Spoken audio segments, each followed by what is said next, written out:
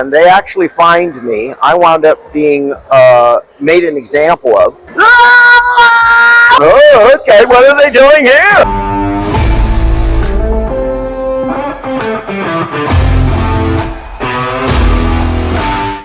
Welcome to Legacy of Nerd. My name is Daniel, and today I am here joined with Power Rangers voice acting legend. You know him. He's Goldar, Kerrigan Mahan. Excellency, surely you remember me, Goldar, your faithful servant. I surrender myself to serve and obey you only. It is good to have you back, Lord Zed. How are you doing, man? Good. Awesome, man. How are you doing? I'm doing fun. I had a lot of fun. Got to talk to Diva Talks here a little bit while ago. That was fun. Yeah, this is my first show with Hillary. Really? Yep. That's awesome, man. So, what is it like being embraced by the Power Rangers community 30 years later for something that you did? Well, it's a mixed bag. You know, when people say, "Oh my God, I can't believe I'm meeting you," and it's like, for us, it's as surreal as it is for you guys. It's a great feeling of being still being relevant as you get into old age. We never knew, we never dreamed this was going to turn into what it turned into. Of course, when we saw the 101 freeway shut down for the live show, we had a pretty good idea. I think this is big.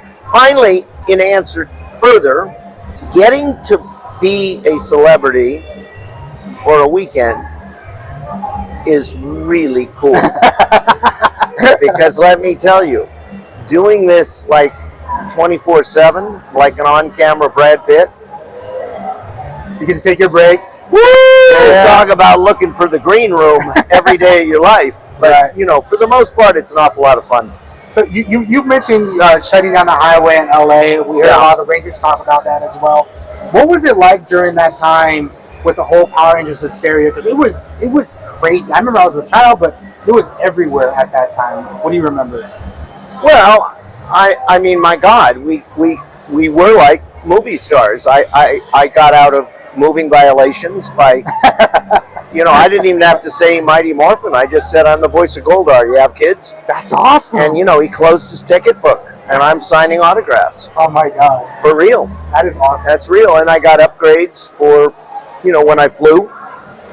And the day that they could get away with, a lot of typing, now they just look at me like, no, man, that ain't happening.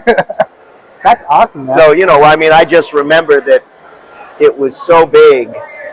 And to once again, kind of hearkening back to your last question, it was surreal. It was just surreal. And the fact that I got to be a part of it and still am is really neat.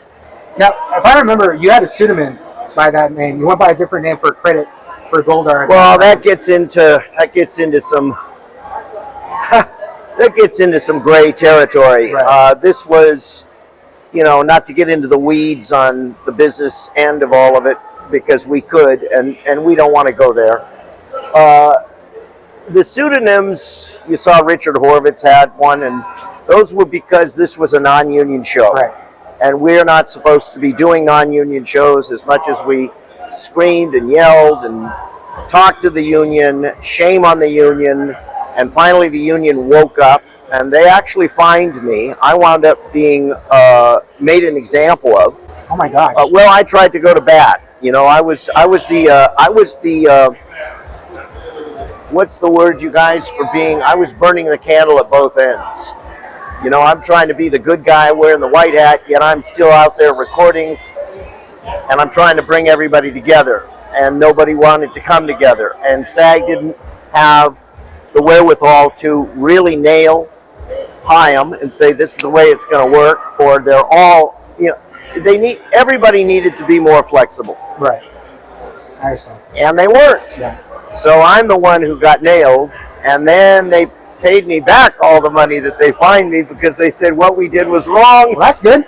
That's at least it got something for it. No, it was cool. It was cool. Of course, the way I made my exit after they fined me, that would have made good TMZ. That would have made good TMZ stuff, good TMZ fodder, as it were. Well, maybe so that's in answer to your question, the pseudonym. Gotcha. That was to be under the radar. But you'll notice Bryan Cranston doesn't try to stay under the radar, and nobody has said a word about, hey, Bryan, that was a non-union show. Hey, SAG, well, what about Bryan? Well, it's all. I think there's a statute. So how did you get into acting? How did that find you? Voice acting as well. Well, I think it's like anything. I was an on-camera actor. I did plays. I was pursuing that, and I hearken back and remember when my sister and I did. We were impersonating people on TV, and so it really started. The voice stuff started at 9. Really? I mean it. We were both competing as to who could do the best. Whatever the commercial was, I can't remember at the time, but we were 9 and 7. So I think that's where it started, as far as how I actually fell into voiceover from on camera. That's kind of a separate story that doesn't make any sense. It's just, wow, I actually wound up in Robotech by happenstance. And Robotech is really the beginning of my career. I never turned back. How did that happen? Well, my girlfriend was working at a little restaurant called Pasta Etc. on Sunset Plaza. And she says, hey, this guy came in and said, I have a great voice. Well, she was a blues singer.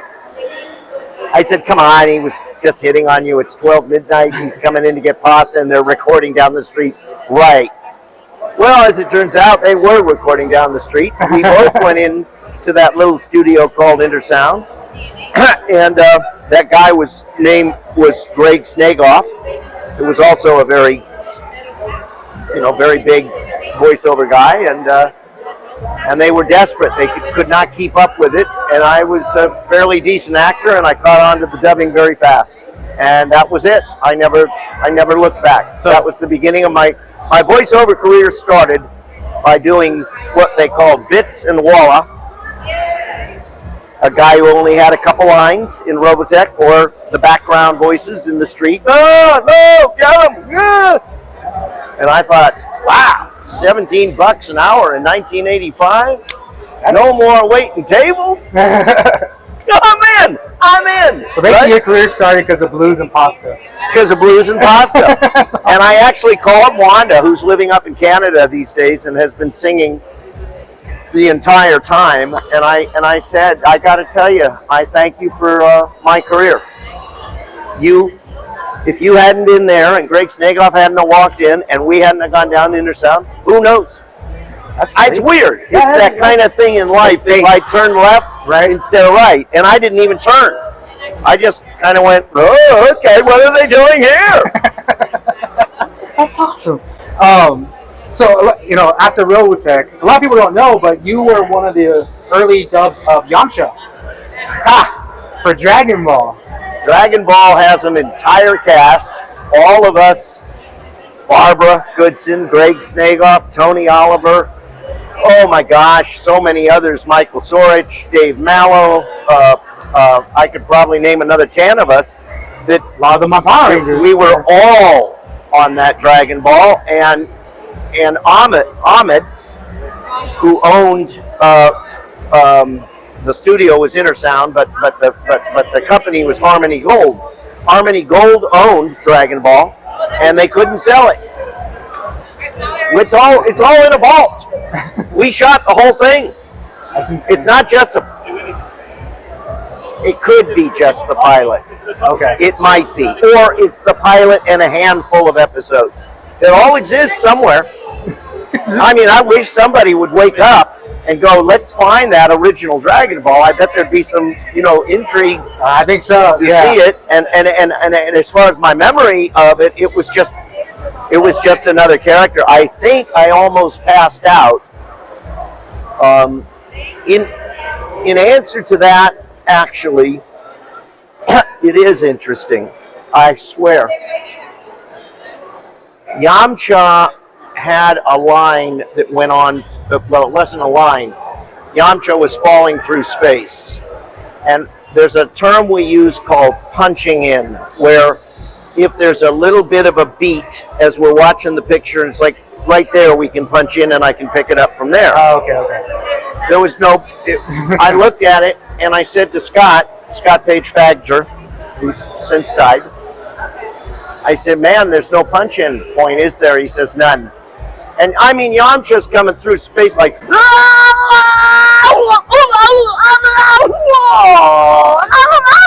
and I'm going, this is 3 minutes.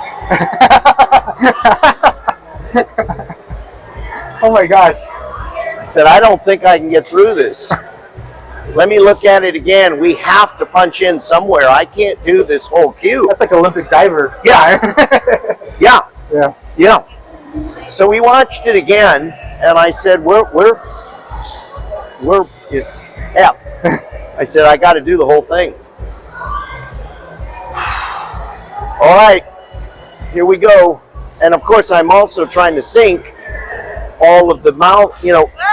Oh, okay. So I'm trying to remember what all that is. And I really don't have a place where I can take a breath. You know, maybe just a gulp. Anyway, one take. So far, I'm hitting all the sync. We're coming down to probably the last 10 seconds. It's not really 3 minutes. It's probably 60, 70 seconds. But that's a long time on one breath of effort. Right. It's long just to hold your breath, right? Now I'm letting go of all that breath and all that. And we're 5 seconds. I know we're finished. I know where the end is, and I'm starting to black out. I'm going, and I'm going, baby. And I've never blacked out in my life. And I said, so this is what blacking out's like. Oh How's that for a story? And I'm going gray, and I'm realizing I got to finish this cue because there's no way I'm doing this again. Yeah. No way. And I'm like, and everything and now it starts to go, and it's going black, and he lands, and I go, and I land. I was about to say, you land with him. I'm black, but I'm not out, and I felt the pressure of like an ice pick going through my ears. And Scott, I hear through the mic going, "Are you all right?" I said, "I mean, like I'd been shot." You know, Jeez, man. Yeah. So I got my breath. I said, I think we got it, did we?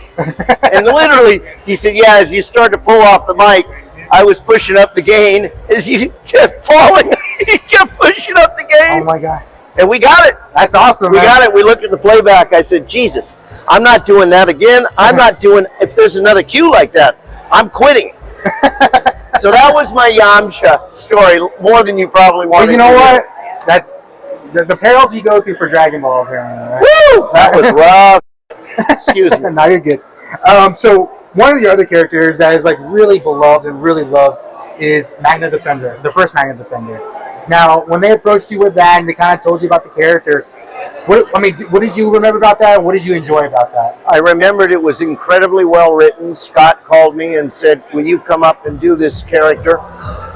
I did an audition. He said, you're the only one that I want to do this. And it's a pretty intense character. I said, cool. And we looked at it. And I asked some questions, and he answered some questions. I said, man, this is like some good writing, really good writing. He said, yeah, this is special. I said, wow, okay. Let's do kind of a Clint Eastwood thing with him, I think. Okay, I see that. And Scott said, I like that. That's good. I said, so, with that, of course, you're getting real tight on the mic. I mean, the mic is right on me. So I'm very, it's very pulled in. It's very down here. It's very low. So that was it. That's all I got on that. I loved it. It was one of my favorite acting roles. Last question. They go, Kerrigan, we want you to come up with a Goldar story. We think it's with a Goldar what? Goldar story, and not Goldar Maximus. Okay, that was horrible.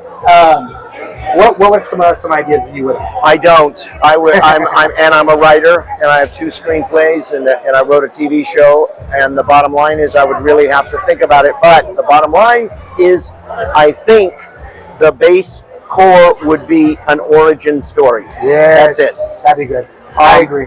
Origin and how I became this, and why I want to destroy us because we're so flawed, and something happened, and I think there could be a lot of really interesting stuff.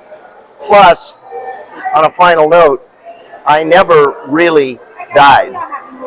You never saw me on camera. You never saw me go away with the sand. So I'm right here, folks, in San Antonio, Texas. Alive and kicking and ready to go. Well, I'd like to thank you for talking to us. I appreciate it. Okay. Thank you for being here in San Antonio. You have a good one, man. Thank you, man.